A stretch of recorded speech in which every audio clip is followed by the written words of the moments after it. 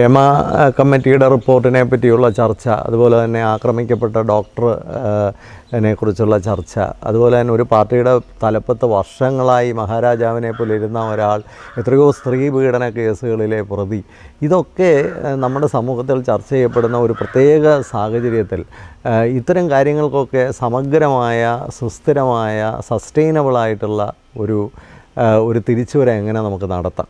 ഇത് പ്രായമുള്ളവരെയെല്ലാം റിപ്പയർ ചെയ്തുകൊണ്ട് ഒരു പക്ഷേ നടന്നു എന്ന് വരില്ല. പക്ഷേ വരും തലമുറയിലൂടെയെങ്കിലും ഒരു ആത്മാഭിമാനത്തിൻ്റെയും ഒരു സുരക്ഷിതത്വത്തിൻ്റെയും ഒരു കരുത്ത് പാകിക്കൊണ്ട്, ഒരു സംസ്കാരത്തിൻ്റെ മൂല്യബോധത്തിൻ്റെയൊക്കെ കരുത്ത് പാകിക്കൊണ്ട് അവരിലൂടെയെങ്കിലും ഒരു മാറ്റങ്ങൾ സൃഷ്ടിക്കാൻ കഴിയുമോ? അതിനെക്കുറിച്ചാണ് ഈ വീഡിയോ സംസാരിക്കുന്നത്.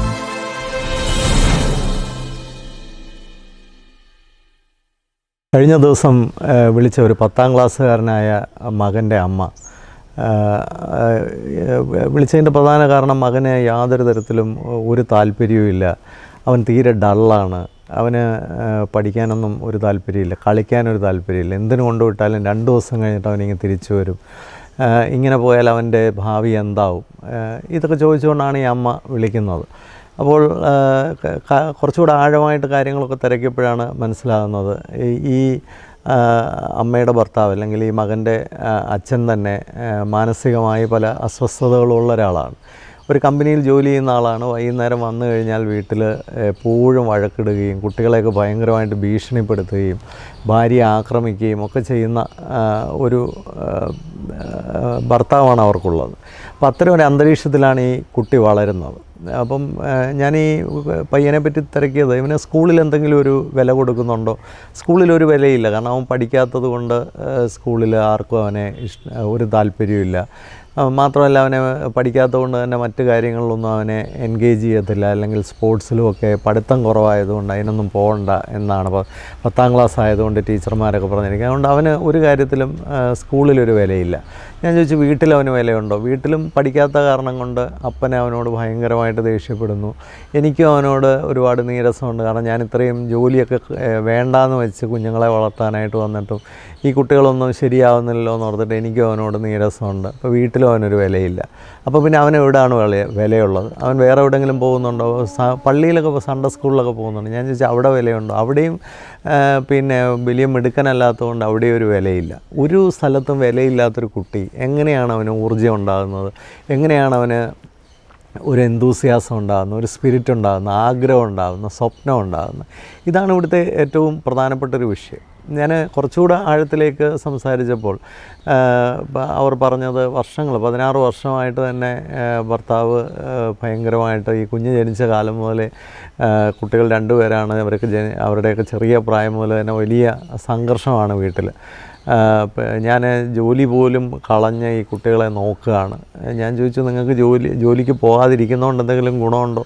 അതുകൊണ്ട് പ്രത്യേകിച്ച് ഗുണമൊന്നുമില്ല. എന്നാൽ പിന്നെ ജോലിക്ക് പോക്കൂടെ? ഇദ്ദേഹത്തിന് സംശയരോഗമാണ്, അത് കാരണം ജോലിക്ക് പോയാൽ എനിക്കും അവിടെയും സമാധാനമായിട്ട് ജോലി ചെയ്യാനൊന്നും സാധിക്കില്ല. ഞാൻ ചോദിച്ചു, ഇതിനെതിരെ എന്തെങ്കിലും നടപടികൾ നിങ്ങൾ എടുത്തിട്ടുണ്ടോ? ആരോടെങ്കിലും പരാതിപ്പെട്ടിട്ടുണ്ടോ? ഞാൻ പിന്നെ വനിതാ കമ്മീഷനിലൊക്കെ പരാതിപ്പെട്ടതാണ്. പക്ഷേ ഭർത്താവ് വളരെ നന്നായിട്ട് സംസാരിക്കാൻ അറിയാവുന്ന ആളായതുകൊണ്ട് എല്ലാവരെയും സ്വാധീനിച്ച് അതിൽ നിന്നൊക്കെ പുള്ളി രക്ഷപ്പെടുകയും ഞാൻ കുറ്റക്കാരിയായി മാറുകയും ഞാൻ തെറ്റുകാരിയായി മാറുകയൊക്കെയാണ് ചെയ്തിട്ടുള്ളത്. അപ്പോൾ ഇത്തരത്തിലാണ് കാര്യങ്ങൾ പോകുന്നത്. അപ്പം പറഞ്ഞു വരുന്നത് എന്താണെന്ന് ചോദിച്ചാൽ, ഒരു സ്ത്രീക്ക് ഒരു കുടുംബത്തിലെ കുഞ്ഞുങ്ങളെ പോലും സംരക്ഷിക്കാനുള്ള ഒരു പ്രൊട്ടക്ഷൻ ഈ സമൂഹത്തിൽ കിട്ടുന്നില്ല. ഒരു മാനസിക രോഗിയായ അല്ലെങ്കിൽ അക്രമിയായ ഒരു ഭർത്താവിൽ നിന്ന് പോലും പ്രൊട്ടക്ഷൻ കിട്ടുന്നില്ല. നമ്മളിപ്പോൾ ഹേമ കമ്മിറ്റിയുടെ റിപ്പോർട്ടിനെ പറ്റിയൊക്കെ വലിയ കോരം പ്രസംഗിക്കും. ഇത് ഒരിടത്ത് മാത്രമല്ല. എന്തുകൊണ്ടാണ് സ്ത്രീകൾ പരാതിപ്പെട്ടാൽ, അല്ലെങ്കിൽ ബലമില്ലാത്തവൻ പരാതിപ്പെട്ടാൽ അവിടെ ഒരു പ്രയോജനവുമില്ല? അവരെന്നും ഇരയാകപ്പെടാൻ വിധിക്കപ്പെട്ടവരാണ്. അപ്പോൾ ഇത്തരത്തിലുള്ള സാമൂഹികപരമായ പ്രൊട്ടക്ഷനൊക്കെ ബലമില്ലാത്തവർക്ക് കൊടുക്കാൻ കഴിയുമ്പോൾ, അതിനാണ് അധികാരമുള്ളവൻ ആ ബലമില്ലാത്തവനെ സംരക്ഷിക്കാനാണ്. പണമുള്ളവൻ ബലമില്ലാത്തവനെ സംരക്ഷിക്കുമ്പോൾ, നീതിപീഠത്തിലുള്ളവർ ബലമില്ലാത്തവനെ സംരക്ഷിക്കുമ്പോൾ ഒരു സമൂഹത്തിൽ പോസിറ്റീവായിട്ടുള്ള ഒരു രൂപാന്തരം ഉണ്ടാകും. ഇങ്ങനെയൊക്കെയുള്ള സാഹചര്യത്തിൽ വളർന്നു വരുന്ന കുട്ടികൾ, അവരുടെയൊക്കെ ഉള്ളിൽ അമിതമായ അമർഷവും മാനസിക സംഘർഷങ്ങളും ഒക്കെ ആയിട്ട് വളർന്നു വരുന്നു. അവരാണ് പിന്നീട് സമൂഹത്തിലൊക്കെ വലിയ വയലൻസ് ഉള്ളവരായും ഒക്കെ മാറുന്നത്. ഇവിടെ IMAയുടെ വലിയൊരു സമരം എന്താണ് പിന്നെ ഡോക്ടേഴ്സിനൊന്നും സുരക്ഷിതത്വമില്ല, ശരിയാണ്, സ്ത്രീയായ ഒരു ഡോക്ടർ അതിക്രൂരമായി ആക്രമിക്കപ്പെടുന്നു. അതിനെതിരെയൊക്കെ സമരം ചെയ്യുമ്പോൾ ഒരു കാര്യം ഡോക്ടേഴ്സൊക്കെ ചിന്തിക്കേണ്ടത്, മാനസിക ആരോഗ്യം വളരെ ചെറിയ പ്രായത്തിലെ ഒരു സുരക്ഷിതമായ മാനസികാരോഗ്യം എല്ലാവരിലും ഉറപ്പുവരുത്തിയാലേ ഈ വൈകല്യങ്ങളുള്ള ആൾക്കാർ സമൂഹത്തിലേക്ക് അധികം വരാതിരിക്കുകയുള്ളൂ. വൈകല്യങ്ങളുള്ള ആൾക്കാരുടെ എണ്ണം കുറച്ചാൽ മാത്രമേ നമുക്ക് സുരക്ഷിതമായ ലോകത്ത് ജീവിക്കാൻ പറ്റുള്ളൂ. അമേരിക്കയിൽ ഒട്ടും സുരക്ഷിതത്വമില്ല. എന്താ കാര്യം, തോക്കുമായിട്ട് കൊച്ചു കുഞ്ഞുങ്ങൾ വരെ പുറത്തിറങ്ങി നടക്കുന്നു. അപ്പോൾ അതുകൊണ്ടാണ് അമേരിക്കയിൽ ഇന്ന് വലിയൊരു പോളിസി ചേഞ്ച് വന്നിട്ടുണ്ട്, raise happy children. That is the only guarantee of a peaceful society tomorrow. അപ്പോൾ നമ്മൾ ഇന്ന് സമൂഹത്തിൽ വളർന്നു വരുന്ന കുട്ടികളുടെ മാനസികാരോഗ്യം ഉറപ്പുവരുത്തുക, അവരുടെ കുടുംബ ജീവിതത്തിൽ അവർക്ക് സംഘർഷം അനുഭവിക്കുന്നുണ്ടെങ്കിൽ അതിൽ നിന്ന് രക്ഷ ഉറപ്പുവരുത്തുക, തൊഴിലിടങ്ങളിൽ സ്ത്രീകൾക്ക് രക്ഷ ഉറപ്പുവരുത്തുക. അപ്പോൾ ഇതെല്ലാം എല്ലാവരുടെയും കൂടി ഉത്തരവാദിത്വമാണ്.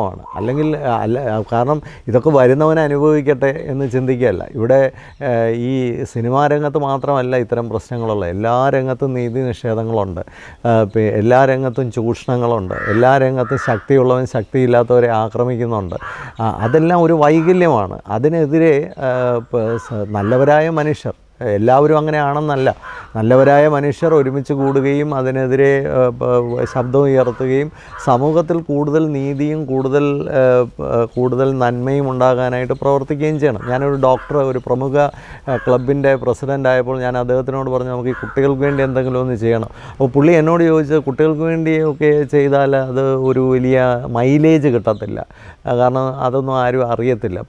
അപ്പോൾ എന്തെങ്കിലും പൊതുസമൂഹത്തിൻ്റെ കയ്യടി വാങ്ങിക്കുന്നത് മാത്രം ചെയ്യാനേ പുള്ളിക്ക് താല്പര്യമുള്ളൂ. അപ്പോൾ ഇങ്ങനെയാണ് ഒരു ഡോക്ടറിൻ്റെ പോലും കാഴ്ചപ്പാടെങ്കിൽ എങ്ങനെയാണ് സമൂഹത്തിൽ നല്ല മാറ്റങ്ങൾ ഉണ്ടാകുന്നത്? അപ്പോൾ അതുപോലെ തന്നെ സ്ത്രീകളെയും കുഞ്ഞുങ്ങളെയും ഒക്കെ ശാക്തീകരിക്കേണ്ടതായിട്ടുണ്ട്. അവർക്കെതിരെയുള്ള നീതി നിഷേധങ്ങളെ എതിർക്കാനുള്ള ഒരു ഡിഗ്നിറ്റി, അതൊരു വലിയ കരുത്താണ്. ഒരു പേഴ്സണൽ ഡിഗ്നിറ്റി അത് കോംപ്രമൈസ് ചെയ്യാൻ ഒരിക്കലും തയ്യാറാകാത്ത ഒരു സമൂഹത്തെ സൃഷ്ടിച്ചെടുക്കാനായിട്ട് നമുക്ക് ഉത്തരവാദിത്വമുണ്ട്. നല്ല മൂല്യബോധങ്ങൾ, നല്ല സംസ്കാരമൊക്കെ സമൂഹത്തിൽ സൃഷ്ടിച്ചെടുക്കാനുള്ള ഉത്തരവാദിത്വമുണ്ട്.